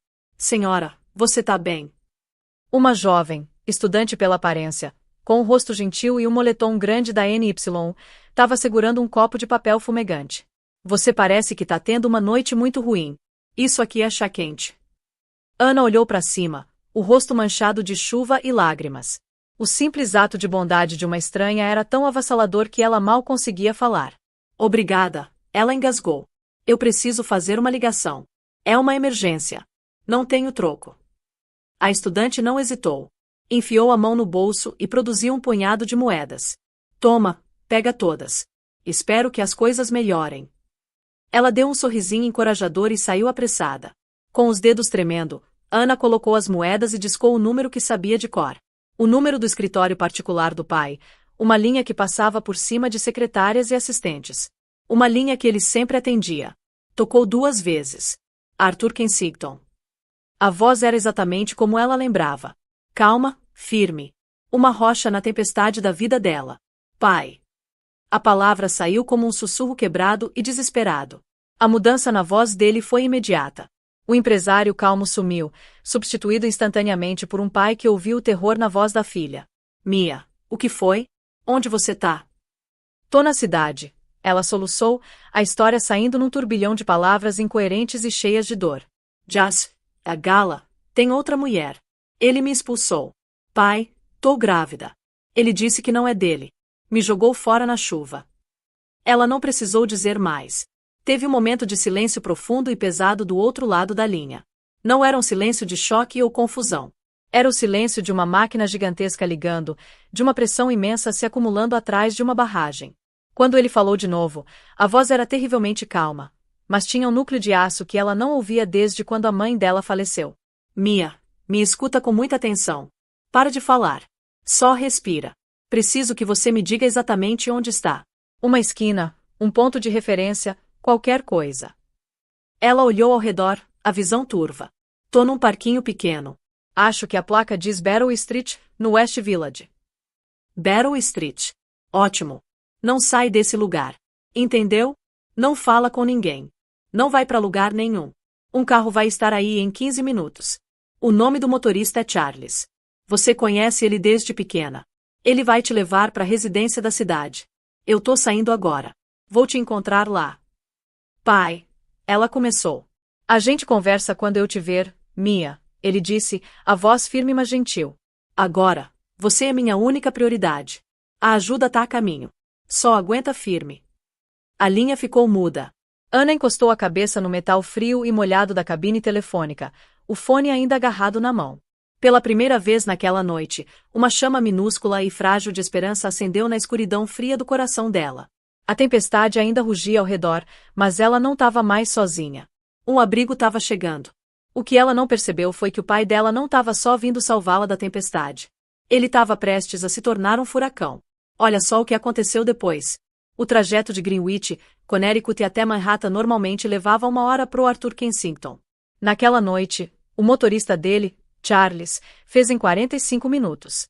Arthur sentou no banco de trás do Maybach discreto mas fortemente blindado, sem falar, sem olhar pro borrão de luzes lá fora. Ele estava olhando uma única foto no celular, uma imagem da Ana pequenininha, uns 5 anos, rindo enquanto sentava nos ombros dele. Arthur Kensington era um homem que se movia pelo mundo tipo um fantasma. O poder dele não estava nos prédios que levavam o nome dele, porque não existiam. Estava na infraestrutura invisível que segurava o mundo moderno de pé. A empresa dele, o Kensington Group, não criava apps chamativos. Ela era dona das minas que produziam os metais raros para os smartphones. Não construía carros elétricos. Controlava as rotas de navegação globais que transportavam as baterias de íon de lítio. Não financiava as startups de tecnologia. Segurava a dívida dos bancos internacionais que faziam isso. Ele era a fundação, A base sobre a qual homens tipo Justin Croft construíam suas torres frágeis e reluzentes. E Justin tinha acabado de tentar dinamitar a fundação dele. A calma que Ana tinha ouvido no telefone era real, mas era calma no olho de um furacão. Por dentro, uma raiva fria e precisa estava crescendo. Não era a raiva quente e bagunçada de um cara tipo Justin.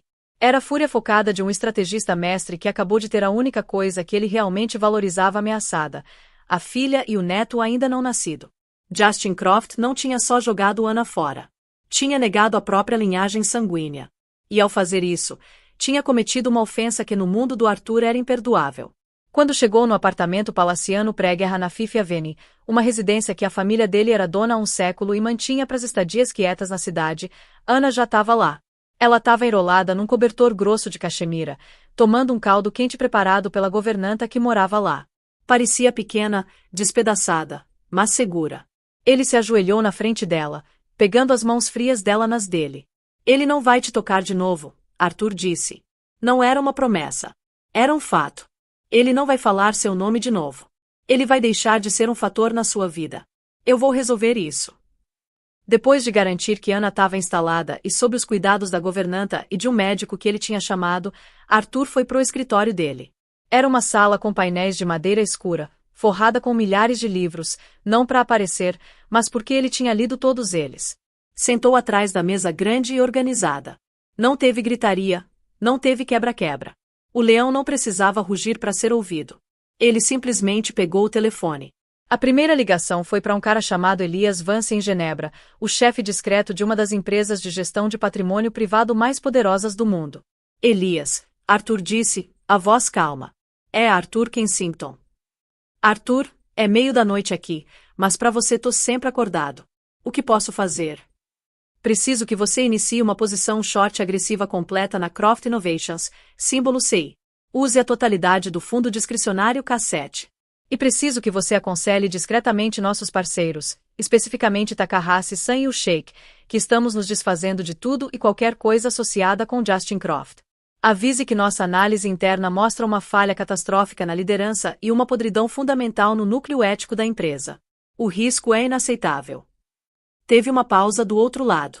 O fundo K7 era um instrumento de bilhões de dólares de guerra financeira usado só nas circunstâncias mais extremas. Entendido, Arthur. Tem uma timeline.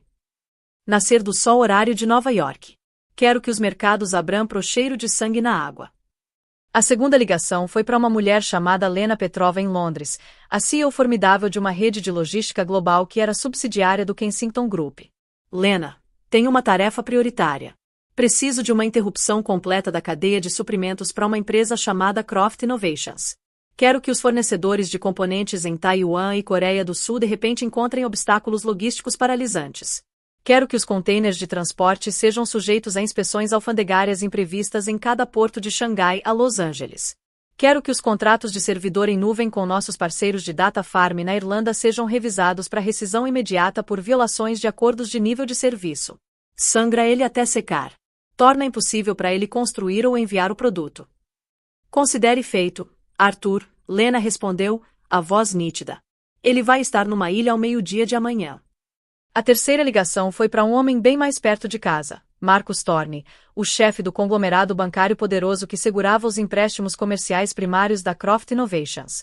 Thorne devia a carreira e a solvência do banco durante a crise de 2008 a um resgate silencioso e não divulgado do Arthur Kensington. Marcus, tô chamando um favor. Marcus Thorne não hesitou. Manda. Justin Croft. Croft Innovations. Quero que você chame as linhas de crédito dele. Todas elas. Cite violação da cláusula de moralidade nos convênios de empréstimo. Tenho certeza que seus advogados vão achar uma falha em manter uma vida pessoal estável refletindo julgamento sólido, talvez. Quero o acesso dele a capital completamente cortado. Arthur, isso vai falir ele. Eu sei. Arthur disse, a voz plana. A ligação final foi para um cara chamado David Shen, o advogado pessoal e solucionador de problemas dele. David. Tenho um assunto pessoal. Preciso que você inicie procedimentos de divórcio em nome da minha filha, Anna Kensington. Não Croft. Kensington. Os motivos vão ser crueldade extrema e adultério.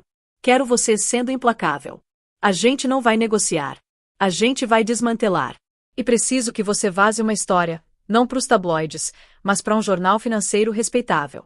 Uma história sobre o comportamento volátil, errático e profundamente instável do CEO da Croft Innovations. Enquadra como um conto de advertência para os investidores sobre fundadores com egos incontroláveis. Use uma fonte anônima, um membro do conselho preocupado. Torna ele radioativo. Quando desligou o telefone, as primeiras pinceladas de aurora estavam surgindo sobre a cidade. Tinha levado menos de 1 hora. 4 ligações. Ele não tinha levantado a voz. Tinha simplesmente puxado 4 fios da tapeçaria da economia global. Mas ele sabia que ao puxar esses fios específicos, o mundo inteiro do Justin Croft estava prestes a desmoronar. O leão tinha despertado, e a caçada tinha começado. Agora, vem a parte que é quase poética de tão perfeita. Justin Croft acordou na manhã seguinte se sentindo invencível. Ana tinha ido embora, um inconveniente menor rapidamente resolvido. Isabela tinha passado a noite, um símbolo quente e complacente da vida nova e melhorada dele. Ele se sentia poderoso, livre, pronto para conquistar a reunião com os banqueiros suíços. Entrou no escritório às 7 da manhã. A cidade se estendia embaixo dele para dominar. O primeiro sinal de que algo estava errado veio às 9h31, um minuto depois do mercado de ações abrir. O CFO dele, um cara perpetuamente nervoso chamado George, invadiu o escritório sem bater, o rosto pálido. Justin, você precisa ver isso, George gaguejou, apontando pro telão gigante na parede mostrando o ticker de ações deles. O símbolo CI estava acompanhado de uma seta vermelha brutal apontando para baixo. Tinha aberto com queda de 20%. No primeiro minuto de negociação. Que diabos é isso? Justin berrou. Tem algum press release ruim que eu não sei? Não, nada. É uma venda massiva. Parece coordenada. Alguém tá fazendo short em nós até o esquecimento. Antes do Justin processar isso, o telefone dele tocou. Era o chefe do fornecedor principal em Taiwan. Sr. Croft, o homem disse, a voz tensa. Temos um problema. Grande. Todos os nossos embarques para você, cada um deles, foram sinalizados para inspeção alfandegária nível 5. Os containers estão lacrados. Estão me dizendo que pode levar semanas, talvez meses. O sangue do Justin gelou. Isso é impossível. A gente tem status de prioridade. Não mais, aparentemente. E nosso fornecedor de matéria-prima acabou de cancelar nosso contrato. Citaram força maior. Não faz sentido nenhum. Quando desligou, um alerta apareceu na tela dele. Era um artigo do Wall Street Journal. A manchete dizia: rachaduras no Reino Croft, fontes citam liderança errática, questionam estabilidade do CEO. O artigo era uma obra-prima de assassinato de reputação, citando insiders anônimos que se preocupavam com o temperamento volátil do Justin e decisões pessoais imprudentes, insinuando que a empresa era um castelo de cartas construído no ego de um homem.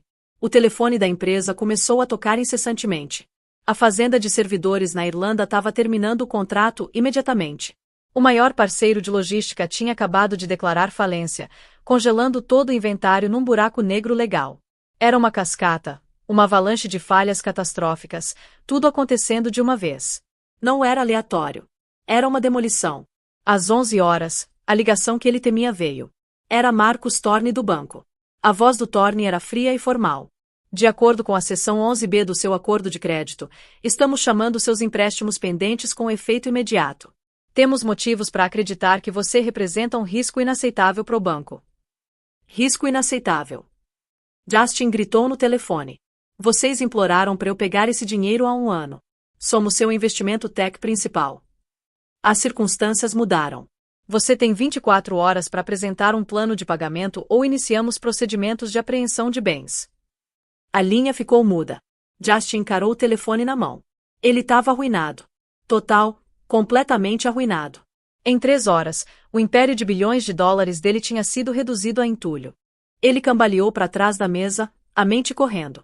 Quem podia fazer isso? Quem tinha esse tipo de poder? Os russos? Os chineses? Um rival corporativo. Ele pensou em Lorenzo Rossi, o pai da Isabela. Era algum tipo de jogada de poder para forçar uma fusão? Ligou para Isabela, a voz frenética. Isabela, sou eu. Minha empresa está desmoronando. Isso é seu pai? É algum tipo de jogo distorcido para forçar uma fusão. A voz da Isabela do outro lado não era mais quente e sedutora. Era plana e desdenhosa. Meu pai? Justin, não seja ridículo. Ele não perderia tempo com uma empresa tão superendividada quanto a sua. Vimos suas finanças hoje de manhã. Você é um navio afundando. Isabela, do que você tá falando? Você tava na minha cama ontem à noite.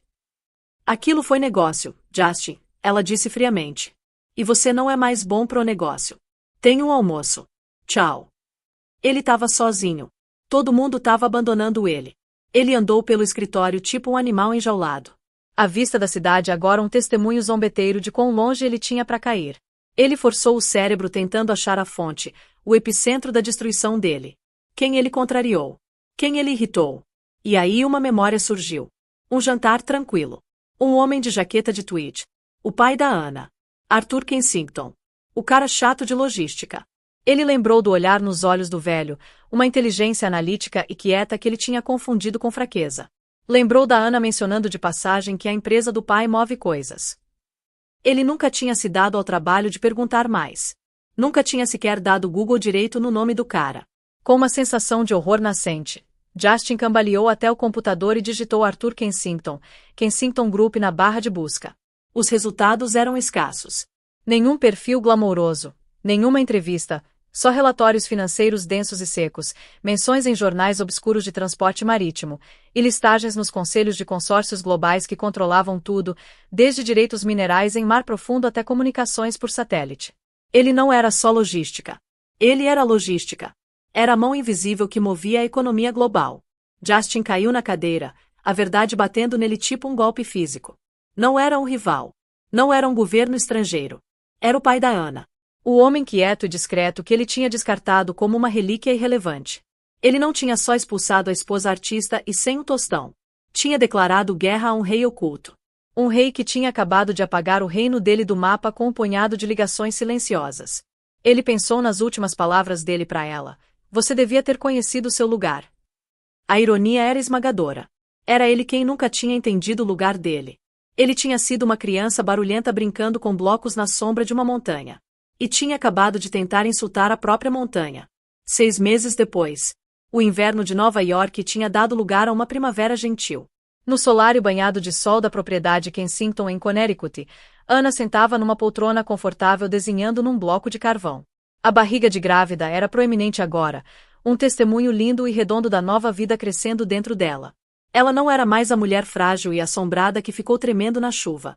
O rosto tinha uma radiância calma, os olhos uma sabedoria nova. A dor ainda estava lá, uma cicatriz no coração, mas não a definia mais. O nome Justin Croft agora era um fantasma, um conto de advertência sussurrado em Wall Street. A empresa dele tinha sido retalhada e vendida em pedaços para pagar os credores. Ele tinha perdido a cobertura, os carros, tudo. A última coisa que Ana tinha ouvido era que ele estava morando num apartamentinho no Queens, enfrentando uma montanha de processos pessoais de investidores. Ele tinha tentado entrar em contato uma vez, um e-mail incoerente e desesperado que o time de segurança do pai dela tinha interceptado. Era um apelo patético, não por perdão, mas para ela chamar o pai dela de volta. Ele ainda não entendia. Nunca foi sobre vingança. Foi sobre consequências. Arthur Kensington entrou no solário segurando 2 xícaras de chá de ervas. Ele tinha envelhecido um pouco nos últimos meses, mas os olhos eram claros e firmes. Ele tinha passado o tempo não só desmontando a vida do Justin, mas cuidadosa e amorosamente ajudando Ana a reconstruir a dela. Como meus 2 artistas favoritos estão se sentindo hoje? Ele perguntou, a voz suave, enquanto entregava uma xícara e colocava uma mão gentil na barriga dela. O pequenino tá praticando a rotina de dança irlandesa, acho. Ana riu, um som genuíno e feliz. E eu tô bem, pai. De verdade. Eles sentaram em silêncio confortável por um momento, observando os pássaros num comedouro fora da janela. Eu nunca te agradeci direito, Ana disse baixinho, olhando pro pai. Pelo que você fez.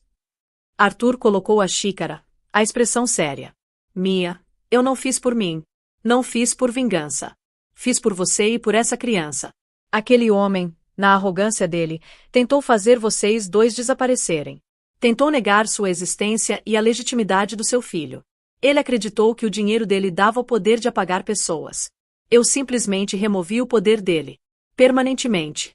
Ele nunca mais vai ter os recursos para machucar você ou qualquer outra pessoa. Isso não é vingança. É proteção.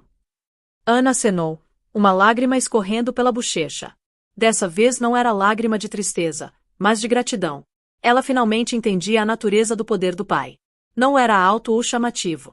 Era quieto, imenso, e usado só para proteger o que ele amava.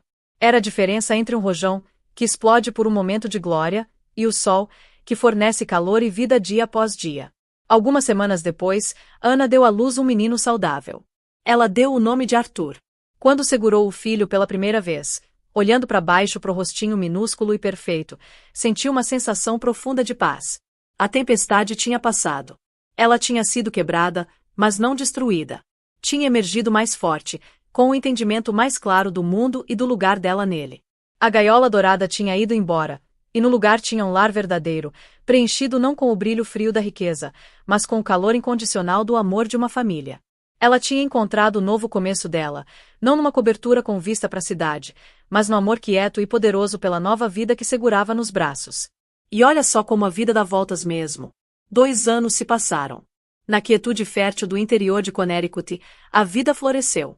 O pequeno Arthur, que Ana carinhosamente chamava de Archie, cresceu de um bebê minúsculo e indefeso para um menininho curioso e cambaleante com os olhos gentis da mãe e uma risada que ecoava a gargalhada profunda do avô. O trauma do passado da Ana não tinha desaparecido, mas tinha recuado, transformando de uma ferida aberta numa cicatriz prateada e fraca, uma lembrança de uma batalha lutada e vencida.